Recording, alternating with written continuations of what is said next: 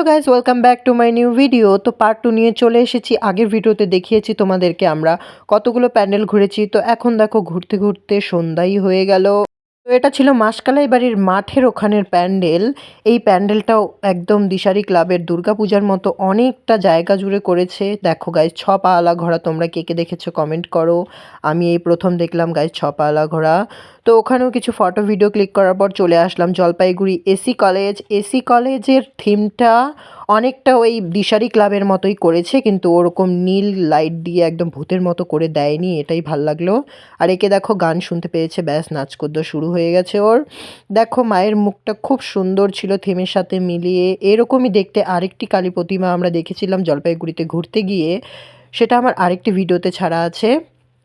তো দেখো কথা বলতে বলতেই ওখানেও কিছু ফটো ক্লিক করার পর চলে আসলাম শান্তিপাড়া বাস স্ট্যান্ডের পাশ দিয়ে, যেখানে বৈশাখী মেলা হয় সেখানেও লাইটিং দিয়ে করেছে অনেক কিছু থিম।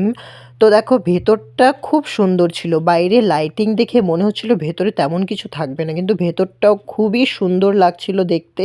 বিশেষ করে মায়ের মূর্তিটা জাস্ট ওয়াও ছিল। এরাও দেখো লাস্টে এসেছে, হাই করে দিল। ঠাকুরটা দেখো জাস্ট ওয়াও ছিল, মানে কি বলবো আর।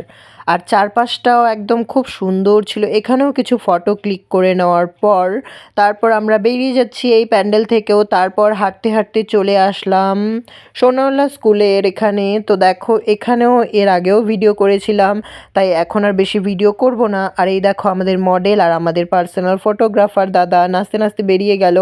তো তারপর চলে আসলাম আরেকটা প্যান্ডেলে। এটা একটা পাড়ার পুজো ছিল গাইস। পাড়ার পুজো হলে কি হবে, প্যান্ডেলটা খুব সুন্দর ছিল, ভেতরে ভিডিও করিনি তাই কিছু ছবি দিয়ে দিলাম। তার পাশেই ছিল এই প্যান্ডেলটা। এই প্যান্ডেলটাতে তোমরা কে কে গেছো কমেন্ট করে জানাও। আর এই প্যান্ডেলটার ঠিক আগেই ছিল ওই প্যান্ডেলটা, গামছা দিয়ে যেই প্যান্ডেলটা করেছিল। এই প্যান্ডেলটা একদম পুরো সবুজ ঘাসের মতো, সবুজে সবুজ ছিল একদম। এখানে বেশি ছবি তুলিনি, শুধু ভিডিওই করেছি, কারণ মুখটা একদম সবুজে সবুজ হয়ে গেছিলো লাইটের মধ্যে, তাই এখানে বেশি ছবি টবি তুলিনি, শুধু ভিডিওই করেছিলাম। তারপর চলে আসলাম গাইস বাইরে। বাইরে দেখো গাইস কত হ্যান্ডসাম হ্যান্ডসাম পুলিশ অফিসার যাচ্ছিল। আর একে দেখো, মানে আর কি বলবো, পেতনিটাকেও ছাড়লো না গাইস, ওকে ট্রোল করে দিল ওখানে। তারপর চলে আসলাম আরেকটি প্যান্ডেল দেখার জন্য। এই প্যান্ডেলটি শিলিগুড়িতে করেছিল দুর্গাপূজায়, খুব ভাইরাল হয়েছিল। তো আমাদের জলপাইগুড়িতেও নিয়ে চলে এসেছে গাইস এই প্যান্ডেলটা। এই প্যান্ডেলের থিমের নাম কি গাইস আমি ঠিক জানি না, তোমরা কেউ যদি জানো থিমের নামটা কি তাহলে কমেন্ট করে জানাও। আর ভিডিওতে লাইক কমেন্ট শেয়ার করতে ভুলো না। নতুন হলে আমার চ্যানেলটিকে একটু সাবস্ক্রাইব করে দাও, আর ফেসবুক থেকে দেখে থাকলে ফলো করে দাও গাইস। তো এই প্যান্ডেলটাও চারপাশে ঘুরিয়ে দেখি, একটু ফটো ভিডিও করে চলে আসলাম আরেকটি প্যান্ডেলে। তো এই প্যান্ডেলটা বেসিক্যালি প্রতাপ সংঘ জলপাইগুড়ি।